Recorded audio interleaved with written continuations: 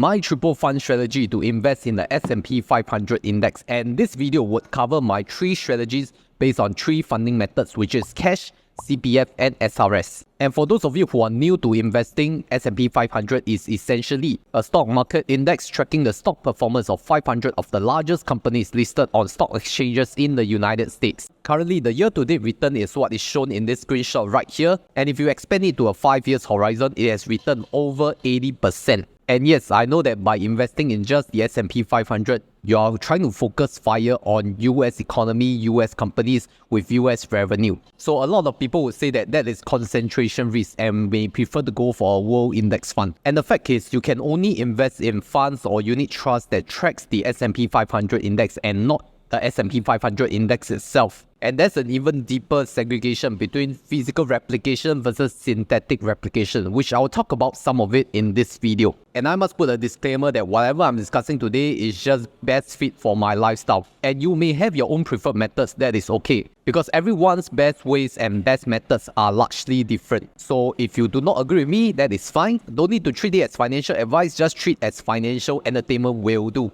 And if you have even better ways that I do not know of to invest in S&P 500, welcome to join us at over 16,000 members in the Honey Money SG Telegram group, where like-minded individuals interested in personal finance and investing are gathered right there. First, let's talk about SRS Funds for the Supplementary Retirement Scheme. So this is a deferred retirement scheme for people who want to save on some income taxes, and for Singaporeans and PRs can contribute up to $15,300 per year. So once you've contributed to this SRS account, how are you going to use it to invest in the S&P 500? My preferred way is to invest in the BlackRock iShares US Index Fund. And this is via a digital advisor known as Endowus as my platform. The iShares US Index Funds provide investors with low-cost exposure to the US large-cap market by tracking the S&P 500 index. The fund replicates the index by using S&P 500 futures contracts, which removes the US withholding tax. So as you can see, these funds largely track the S&P 500, but at the same time, it is a synthetic replication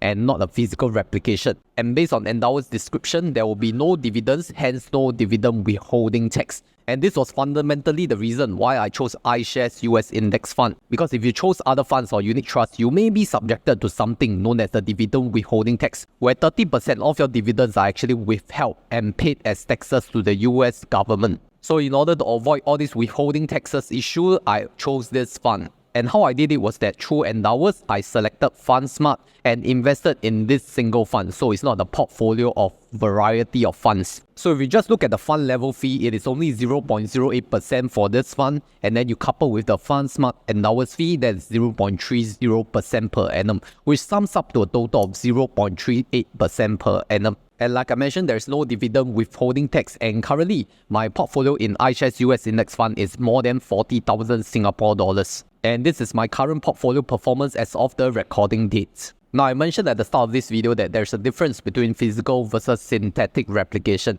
So this iShares US Index Funds happens to be a synthetic replication, which some of you may not be comfortable holding it. Because of physical replication, the fund house will actually buy the physical stocks to replicate the S&P 500 index, but not for synthetic. So if you prefer a better option for physical replication, I would say you can go for S27 ETF, which is listed in SGX. And one of the best ways to buy S27 ETF is actually through Poems Cash Plus, which offers SRS investing as well. Now, why Poems Cash Plus is because you can use SRS to invest in SGX listed stocks or ETFs, and the pricing of Poems Cash Plus is really competitive. We are looking at 0.08% at the lowest tier with no minimum commission. But I want to be clear that even though S27 is listed in Singapore Stock Exchange, you are still subjected to that 30% dividend withholding tax. But just that if you are paying a one-time commission via Poems Cash Plus, it may be cheaper in the long run versus a recurring annual fee charged by all the other platforms.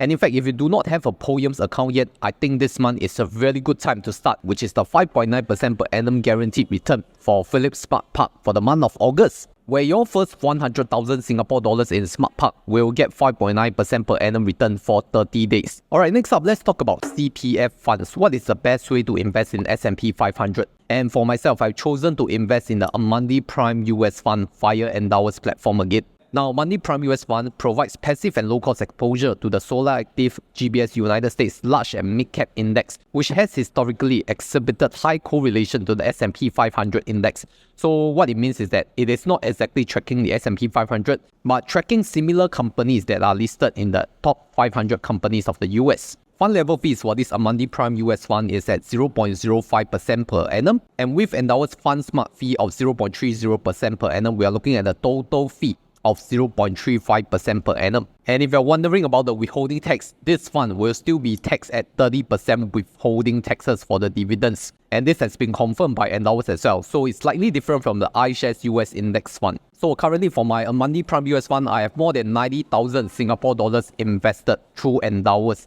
And here is my current performance based on what I've invested. So far, we have covered about SRS and CPF investing via ordinary account. So what about cash? Because I guess for a lot of people, when you're starting out investing, you will start with cash. So something different this time. Instead of what you always hear over the blogs or articles or videos, I'm going to introduce one very new ETF, which is SPYL, SPYL. And this is an Ireland domiciled ETF that tracks the S&P 500 index. And most of you would be familiar that what's the advantage of investing in Ireland domiciled ETFs, because firstly, it does not have withholding taxes since it's not listed in the US. And secondly, it has lower dividend withholding taxes of 15% compared to 30% in the US. But the thing about Ireland domiciled ETFs is that you can only buy it through specific platforms, and one of them is Interactive Brokers, which I'm currently using. And for Interactive Brokers, currently I'm buying SPYL through EBS, which is the Swiss exchange. So for SPYL, it has a total expense ratio of 0.03% per annum, fairly low, even lower than CSPX at 0.07% per annum.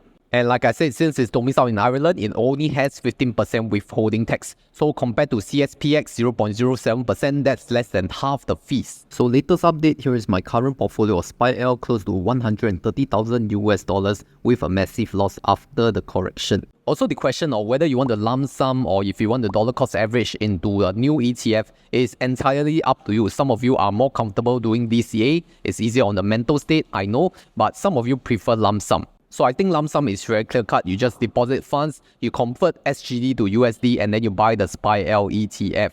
But how do you do recurring investments on Interactive Brokers? So on the Interactive Brokers platform, you can select trade, then recurring trade, then input the ticker, which is SPYL. So once you've deposited sufficient funds for the recurring investment to take place, example, if you fund in Singapore dollars, the currency exchange will be automatically converted from Singapore dollars to US dollars to buy in your SPYL ETF order. And based on my most recent recurring trade for $4,000 order is charging around $2 plus USD per order. Now, if you're not a fan of Interactive Brokers, there are actually several other London Stock Exchange supported platforms. And some of it are like CMC Markets, Standard Chartered, Saxo Markets. I think I'll go through them in a separate video. So if you want me to make a specific video on London Stock Exchange platforms, go and comment in the comment section, London +1, okay? London +1. Alright, so to give a quick summary for SRS, I'm currently using Endowus and investing in the BlackRock iShares US Index Fund, which is a synthetic fund. For CPF, I'm investing in the Money Prime US Fund, which is via Endowus as well.